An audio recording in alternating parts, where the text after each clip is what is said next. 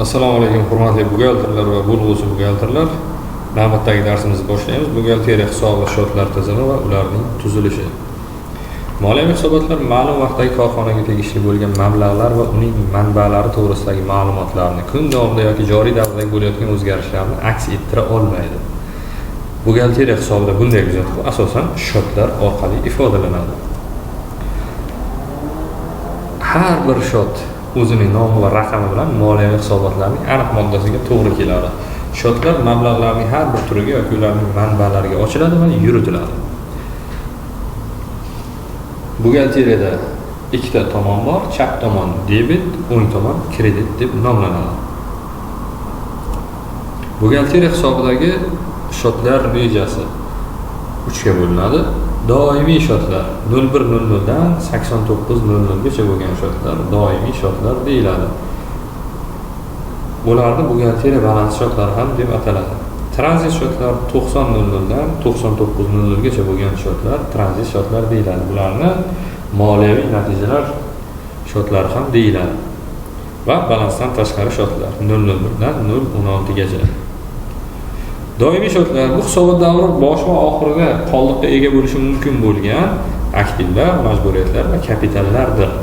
Doimiy shotlarni o'zini biz 4 ga bo'lamiz. Doimiy shotlar 0100 dan 8900 gacha dedik. Shularni endi 4 ga bo'lib chiqamiz. Shulardan 0100 dan 5900 gacha bo'lganlari aktiv shotlardir. 6000 dan 8900 gacha esa passiv shotlar deyiladi. Aktiv shotlar ichida kontraaktiv shotlar ham bor. Ular 4 ta bo'lib, ular aktivlarning sof qiymatini aks ettirish uchun ishlatiladi. Kontrapassivlar 8600 ular passivlar ichida va passivlarning sof qiymatini ifodalaydi. Aktiv shot bu aktivlarni aks ettirishga mo'ljallangan shot bo'lib, aktivlarning boshlang'ich qoldig'i, ko'payishi va oxirgi qoldig'i debit tomonidan aks ettiriladi va aktivlarning kamayishi esa kredit tomonidan aks ettiriladi. Misol tariqasida ko'rib o'tamiz. Kassadagi savdo orqali tushgan 1 million so'm kassadagi pul mablag'larini biz hisob raqamiga olib topshirdik. Demak, 1 million so'm kassadagi pul mablag'larini biz hisob raqamiga olib topshirgan bo'lsak, kassa aktiv, aktivlarning kamayishini kredit tomonidan aks ettiramiz dedik. Demak, kassadagi pul mablag'larini hisobini topishib qolyapti bizga. Bu 50 ga 10. Va topshirilgan hisob raqamiga pul topshirganimizdan keyin hisob raqamida pullarimiz ko'payadi. Aktiv bo'lganligi sababli hisob raqamidagi pullarni ham biz debit tomonidan aks ettiramiz va bu 50 ga 10 hisob raqamidagi pul mablag'lari. Yoki qishloq xo'jalik mahsulotlari xarid qilish uchun hisob raqamdan 700 ming so'm pul olib keldik. 700 ming so'm hisob raqamdan pul olganligimiz sababli hisob raqamda pul kamayadi. Uni kredit tomonidan aks ettiramiz va kassada naqd pul ko'payganligini biz debit tomonidan aks ettiramiz va shu tartibda ketaveramiz. Navbatdagi passiv shotlar majburiyat va sarmoyani aks ettirishga mo'ljallangan shotlar bo'lib, bularning boshlang'ich qoldig'i, ko'payishi va oxirgi qoldiqlari kredit tomonidan aks ettiriladi. Kamayishi esa debit tomonidan aks ettiriladi. Deylik 13 million so'mga 13 million so'mlik tovarlarni biz mol yetkazib beruvchilardan qabul qilib oldik. Demak, 13 million so'mga bizning tovarlarimiz ko'paydi. Tovarlar aktiv bo'lganligi sababli debitda aks ettiramiz va tovarlarning shoti 29 va 10.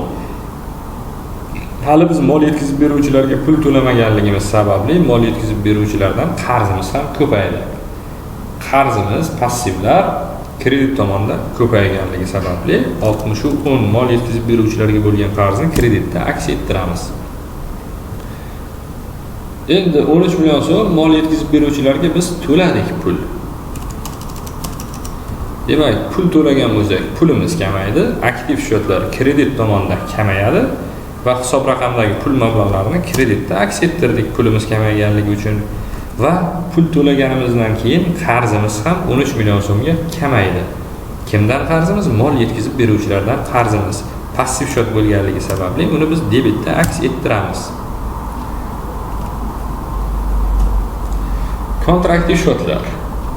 Bular moliyaviy hisobotda aktivning sof qiymatini aks ettiruvchi shotlardir. O'zi bular aktiv ichida bo'ladi va aktivga teskari bularning ko'payishi ham, kamayishi ham.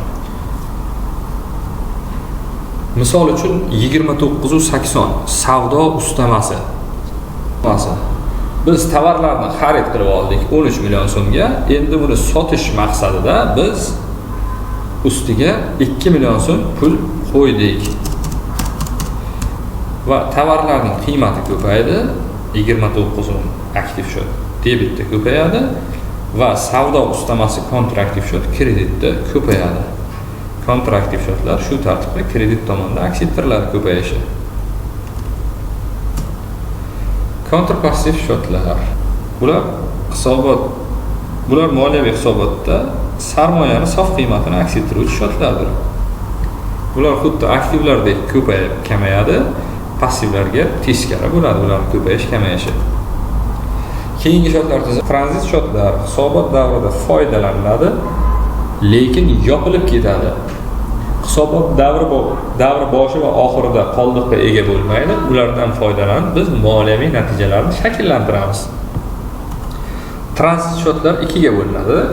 Tranzit daromadlar 90.00 asosiy faoliyatning daromadlari, 93.00 asosiy faoliyatdan boshqa daromadlar va 95.00 moliyaviy faoliyatdan daromadlar.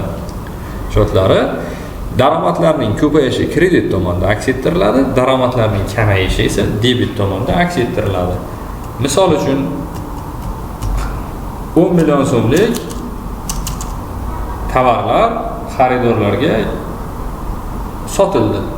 Xaridorlarning qarzi ko'paydi bizdan va asosiy faoliyatning daromadi 90-20 tranzit shot kredit tomonda aks ettiriladi ko'payishi. Izoh 92.00 shot agar bunda debit kreditdan kichkina bo'lsa 93.00 shoti bilan yopiladi. Ya'ni 92.00 asosiy vositalarning va boshqa aktivlarning chiqib ketish shoti bo'lib, siz o'zingizda mavjud aktivni qiymatidan qimmatroq sotganingizda daromad ko'rasiz. Shuning uchun kredit tomon debitdan katta bo'lganda 93.10 yoki 93.20 shoti bilan yopiladi. Buni hali keyingi darslarimizda batafsil ko'rib o'tamiz. Navbatdagi shotimiz tranzit xarajatlar shoti bo'lib 91.00 bu tannarx shoti, 94.00 davr xarajatlar, 96.00 moliyaviy faoliyatdan xarajatlar shoti, 98.00 foyda solig'i va boshqa soliqlar bo'yicha xarajatlar shoti. Demak, tranzit xarajatlarining ko'payishi debit tomonda aks ettiriladi, xarajatlarning kamayishi esa kredit tomonda aks ettiriladi. Bunga misol tariqasida 10 million so'mga sotgan tovarlarimizning o'z tannarxi 8,5 million so'm deb qarasak, tovarlarimiz kamayadi, sotilgan tovarlar va tovarlarning tannarxiga boradi. Ya'ni 10 million so'm biz daromad qilyapmiz, tranzit daromad kreditda ko'payadi. 10 million so'm daromad qilish uchun biz 8,5 million so'm xarajat qilganmiz. Tranzit foydaning ko'payishi kredit tomonda va aksincha kamayishi debit tomonda aks ettiriladi.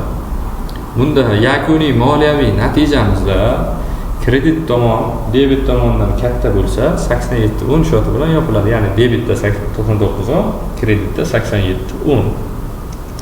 Aksincha bo'lsa zarari bo'ladi. Bularni tranzit shotlar to'g'risida alohida mavzuyimiz bor, batafsil tushuncha beramiz. Balansdan tashqari shotlar. Bu korxonaga qarashli bo'lmagan, lekin vaqtinchalik tasarrufda bo'lgan aktivlarni bor va harakatini ifodalovchi shotlar. Bularga qisqa muddatga ijaraga olingan asosiy vositalar, saqlashga olingan moddiy qiymatliklar va boshqalarni misol tariqasida keltirsak bo'ladi. Misol uchun 200 million so'mlik asosiy vositani ijaraga oldik. Bu biz ijaraga oldik degani bizni balansimizda hosil bo'lmaydi, baribir mulkdorning mulki bo'lib turaveradi. Shuning uchun biz 001 deya ijaraga olinganligini bildirish uchun 001 deb balansdan tashqari shotda ifodalaymiz. Endi bizda 4 ta raqam bo'lib ketib qoldi. Shu bilan bugungi darsimiz o'z yakuniga yetdi. Keyingi darslarda ko'rishguncha deb qolamiz. E'tiboringiz uchun rahmat.